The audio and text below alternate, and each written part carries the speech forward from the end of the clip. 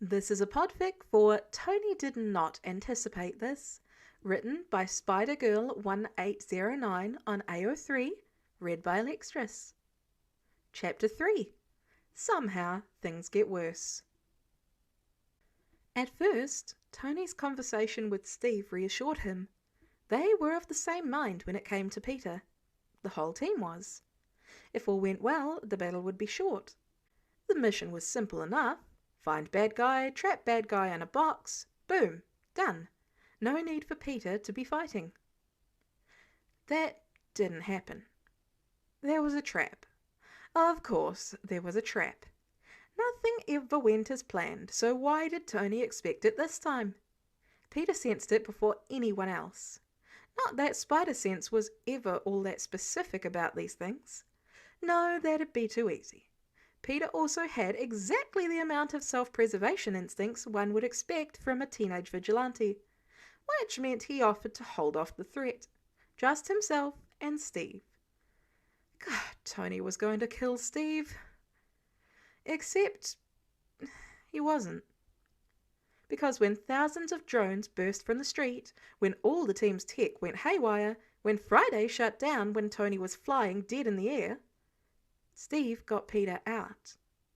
Tony rebooted. He flew close to the ground in case of another unfortunate shutdown. Meanwhile, Steve fended off drones. He barked orders at the team. He dragged Peter into a coffee shop and kept him safe. Now, Tony stood in front of Peter and Steve. The dinky coffee shop around them looked as if it had been hit by a bullet-riddled hurricane. Asphalt and battle grime streaked both their faces. "Mr. Stark!" Peter vaulted over the counter and slammed into Tony's chest. His sweater was torn and his hair was askew. Gruesome trails of blood carved their way down either side of his head. But he was alive. "Are you okay, Mr. Stark? I heard the tech went down and Captain America said you'd be fine, but—" He squeezed the kid back. "I'm fine, kid." Tony could never have prepared for how his heart hammered when Peter was in peril, or how much relief he felt to have him here in his arms in one piece. He should have dumped Peter in Yellowstone when he had the chance. Peter pulled away. He looked up at Tony, anticipation in his eyes. "What now?" Friday ran a scan for injuries. He took Peter's chin and tilted his head to each side. His ears were red and irritated, but the blood was all dried, no longer fresh. That was good news. It meant they'd stopped bleeding. Of course, the fact that they'd started bleeding in the first place was less good news. "That's not what I meant," Peter muttered. "Mr. Parker has perforated eardrums due to his enhanced hearing," Friday said.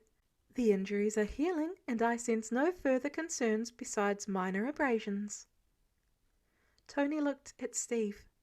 He probably owed him some sort of thank you, but he was a little too petty for that. Steve just nodded. He understood. "We'll have to reevaluate our battle plan." Straight to the point. Exactly how Tony remembered him. "I'm thinking we pair Queens with Clint. His webs are good long-range weapons, and your flyers aren't going to be able to get any of the high-up drones without risking your tech going down and failing." All Tony's thankfulness evaporated. Peter's done. He's benched. How could Steve want to throw him out there again?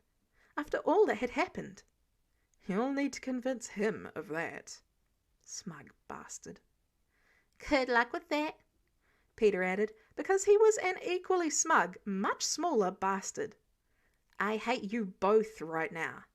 "No, you don't," Peter said. He didn't. Steve stepped closer to Tony, his body language relaxed but still in full leader mode. "I'm going to join Sam in coordinating civilian safety with the emergency personnel. You and Rhodes take out as many drones as you can. Your attacks have the widest area of coverage. Stay close to the ground. Don't go any higher than you can walk away from if you fall. I want Friday to keep looking for Tim." They were officially calling the bad guy Tim now. Tony couldn't even be mad. Peter was right. It beat gaseous doom. Peter scrunched his brows in thought. "He has argon in the chemical compound of his gas bombs, right?" He looked up. The way his eyes searched Tony's face for approval, that always threw him off. He does? I noticed it in the formula in your notes because it's a noble gas. Of course Peter stole his notes before sneaking along. Why wouldn't he have? Little shit. It must have been hard to get it to combine with any other elements. And it only exists in trace amounts in the atmosphere, so any unusual amounts will stand out. It'll make him easier to find. Huh. You're right. Peter's chest puffed at Tony's praise. Wow, Steve said, impressed. Tony had been comparing Peter to Steve this whole time, but he forgot how much like himself Peter was too. He had the best traits of both himself and Steve, with a reckless streak to rival the entire Avengers team and a whole lot of Peter Parker flair thrown in. Maybe Tony couldn't have anticipated how much he'd care about this damn kid, but in retrospect, it wasn't surprising at all. Friday, start a scan of the town for Argon. Anything unusual, report it to me. He turned to Peter. Good thinking, kid. Peter beamed. Steve grabbed Peter's shoulder. One last thing, he said. You and Clint are our eyes in the sky. Our flyers are grounded if Tim can take out our tech. That means we need you, and you need to be careful. We can't afford for you to get taken out. You've done good. Now, stick to our directions. Your webs are our long-range weapons, so keep your distance from the drones. Stay where someone can see you. Let us know if anything goes wrong. Peter nodded, his expression solemn, his jaw tight. Steve was clever in his own way too. Sometimes Tony forgot that. He was putting Peter in a position where he'd feel useful, but still be above the battle, far from it. Safe. When this was over, he'd have to thank Steve Rogers. Tony really didn't want to do that. Mr. Stark dropped Peter off at the tallest point in Fort Wolf. At only 4 stories, it had nothing on New York. Still, Peter could see the edge of the town from here, where the buildings ended and a single winding road drowned in a sea of farms. It would have been a beautiful sight if not for the looming cloud of murderbots. They looked like the spy droid on Hoth from Empire Strikes Back. Red light, black body, rounded shape. Unlike spy droids, however, these bots had massive guns. Hawkeye knelt behind the lip of the roof, tugging arrows from his quiver and firing them briskly. Each drone they hit exploded in a startling flash of fire and noise. Ear-rattling, piercing noise. Good, you're here, Hawkeye said. He swiveled and launched another arrow. Boom. Peter flinched. Man, that was going to get old fast. We're working our way from the top down. Go for the highest first, unless, of course, you see one targeting a civilian. Then get that one first. Hopefully you won't see that, though. Everyone should be outside thanks to you. He sounded more serious now than he did on the Quinjet. And try not to run off this time, a familiar voice said. Peter startled. He turned to find Black Widow crouched behind the HVAC unit, fiddling with a wiry radio. She had the same amused smirk from earlier plastered on her face. Stark's going to kill me if I lose you twice. You can do your little scurry along the buildings thing if you want, though, Hawkeye said. Just don't go too far. Peter nodded. He didn't know Black Widow would be up here with them. To be honest, he wasn't sure why she was. It felt like they needed as many people on the ground as possible to help emergency workers. But Captain America seemed to have a plan, so he went with it. I'm trying to get in touch with Nick Fury, she said, reading his question. Shield might be down, but he's still got his uses. I can do this from anywhere, but here provides cover. Actually, she's here because you're here, Hawkeye told Peter. You falling off the ceiling is the most entertaining thing to happen on a mission since Vienna. Peter gaped. Really? Do not bring up Vienna, Black Widow growled. Clint ignored her. How'd you get on the ceiling anyway? That's one of my powers. I stick to things like a spider. Huh. I will gut you if Steve, or God forbid Sam, finds out about Vienna, Black Widow said. Then she turned to Peter, her voice turning sweet. Take off that sweater, it's too baggy. It'll get caught on something. She was treating him like a little kid. All the Avengers were. It was annoying, but Peter supposed that's how adults were. Besides, he didn't want to piss off Black Widow, so he tugged the sweater off and handed it to her. I can't believe Stark let you go into battle wearing that thing, she muttered. I'm going to kill him later. Over a sweater? She flashed a dangerous smile, amongst other things. Peter designed his webs to subdue criminals without hurting them, not to be used as projectile weapons against drones. So he was a little out of his comfort zone here. But isn't that what those inspirational life coaches would suggest? Get out of your comfort zone, live life to the fullest, use your spiderwebs to take down an army of drones. Well, maybe not that last bit. This probably wasn't what Johnny McJoe had in mind during his TED Talk. He was doing all right, though, all things considered. Thoop! One drone down. Thoop, thoop! Two more. The buildings weren't hard to jump between. They were close together in the centre of town. Lots of roof space to run.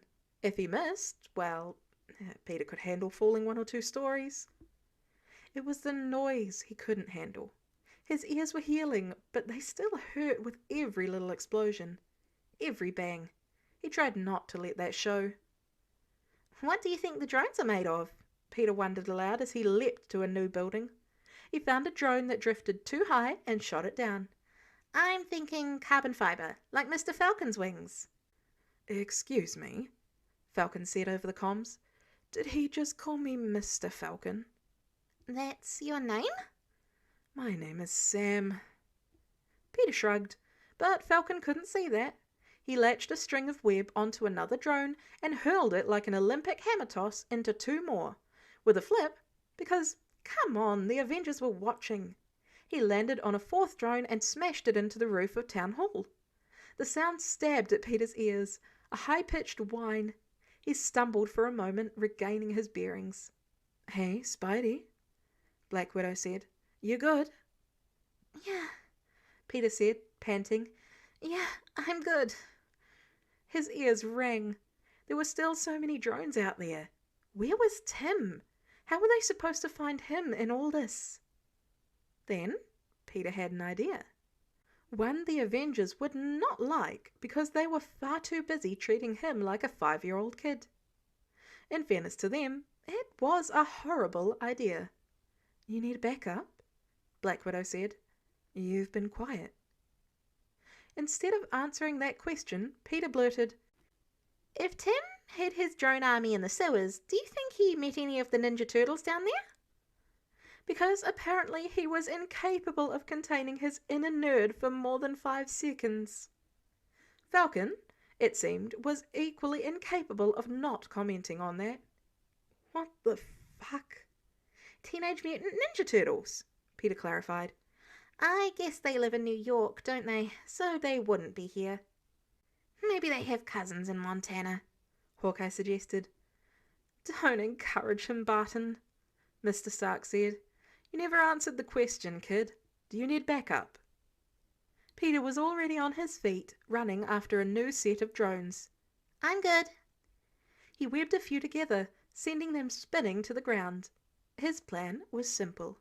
If his spider sense noticed the drones in the sewers when no one else did, when not even Mr. Stark's radars detected them, then he could use it to find Tim. The more his spider sense went off, the closer he must be, like a game of hot and cold. Definitely a bad plan, but better than any of Tim's bombs going off. Tony flew low, spraying repulsor blasts across the battlefield at the drones. The light arched across the area, vaporizing the flying bastards in its path. He kept tabs on Peter's location. It wasn't easy. Even with a tracker on him, he moved so fast and in such erratic patterns that it was disorienting to try and follow. At least he knew Peter was still alive.